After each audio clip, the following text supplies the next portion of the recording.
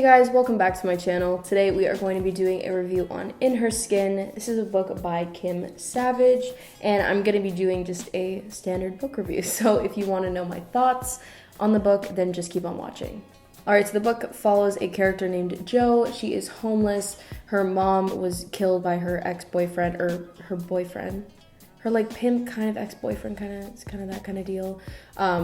Like the year prior, and they've been like homeless, and her mom had always taught her how to take on an identity that wasn't her own. So Jo actually is in a library. She sees this young rich girl and ends up stealing her ID, and then in like the process tries to steal her identity, and the events that follow are pretty insane. I believe it's more of like kind of like a thriller. There is that kind of mysterious element to it, but yeah, I honestly think that's the best I can explain it without ruining anything, because it is quite like a thriller, mystery. I don't want to ruin anything for anyone who hasn't read it. But I'll first get into the things that I liked and didn't like that didn't or don't involve spoilers for anybody who does want to read the book, and then I'll go on to my spoiler discussion. But things that I really liked about this book, I think that when it got its groove, it was very good. I really enjoyed the latter bit of this book.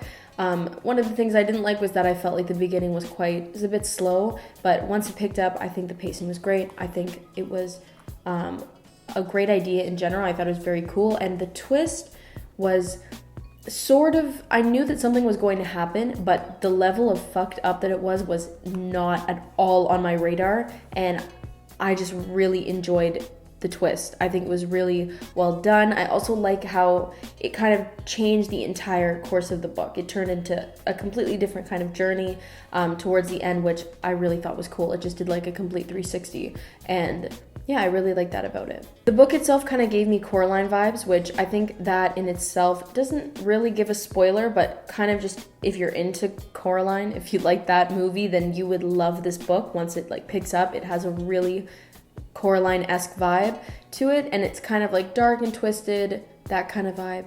I really enjoyed it overall, I would say, and I'm getting redundant because there's only so much I can say without spoiling anything. So if you are kind of on the fence on picking it up or not, I would really recommend picking it up. I thought it was really good.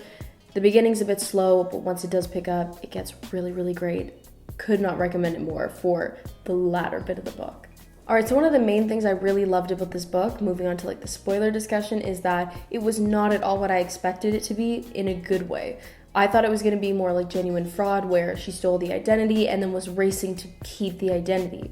Instead, she got the identity, realized the family was fucked, and then was trying to get out, which I thought was a really great twist to what I had expected. While I knew that Vivian was dead, like I had a good feeling. I'm like, Vivian is 100% dead. I don't know how she's dead, but I know that she's dead.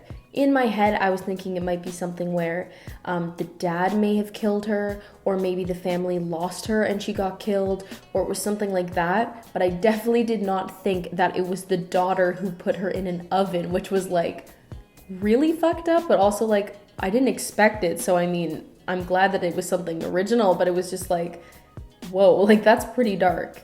That's where it kind of gave me that Coraline vibe of like, oh my god, like this is what I thought I wanted, but this family's fucking nuts. Like I need to get out of here. And I loved how it switched from her trying to get this identity so bad and trying to maintain it to, holy shit, like complete 180, and is like going the complete opposite way. I thought it was like a fun twist. Fun is probably not the word for that considering the content, but it was really good. I enjoyed it. Also, can we have a moment? I feel really bad about Zach's death. I really liked Zach. I thought he was a good guy.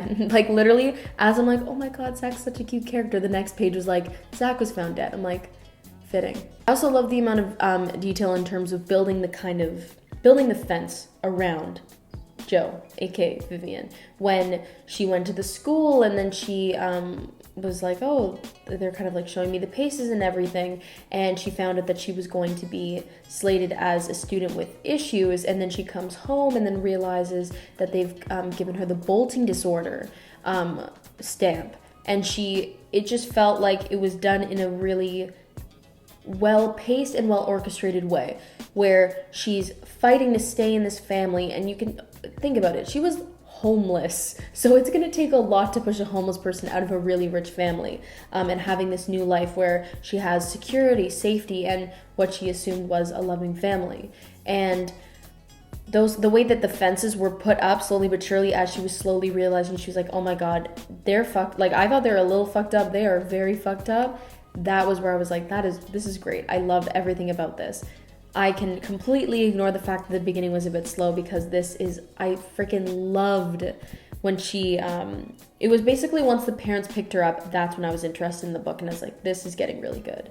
The only part of the book that I don't really understand, which I think this is just me kind of looking too deep into it, is the security guard. So the security guard helps her out in the end to escape. And I know that that has something to do with the fact that the security guard thought something was up when he was trying to go through more protective measures for Vivian after Zach died. And he was like, we should be getting more security, like we need to like keep her safe. And the parents were like, oh no, it's fine, like totally fine. And I think that was him realizing like they were dangerous. But was that him realizing that she wasn't Vivian, or was that him thinking that she was Vivian? And like, I don't know, that part, I feel like that's just me looking for a bit too much of an explanation. I think it might have just been like the character being like, oh, something's up and I know, so I should help her out.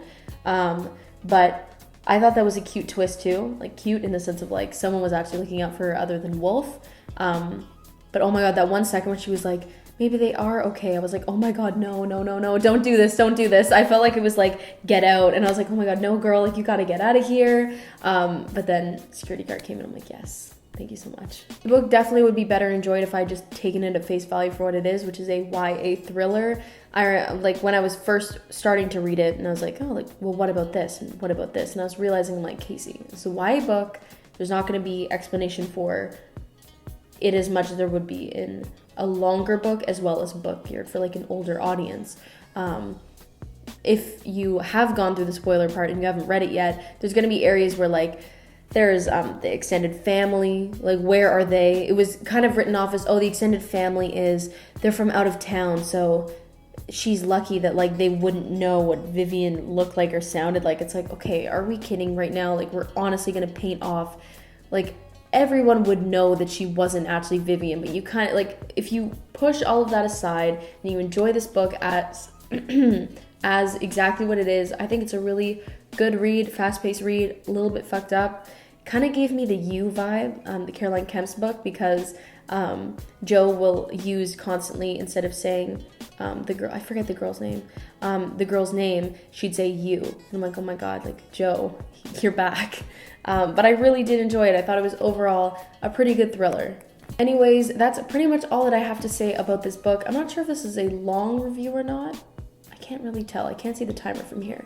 But if you enjoyed this video, or if you enjoyed the book or read the book, let me know your thoughts.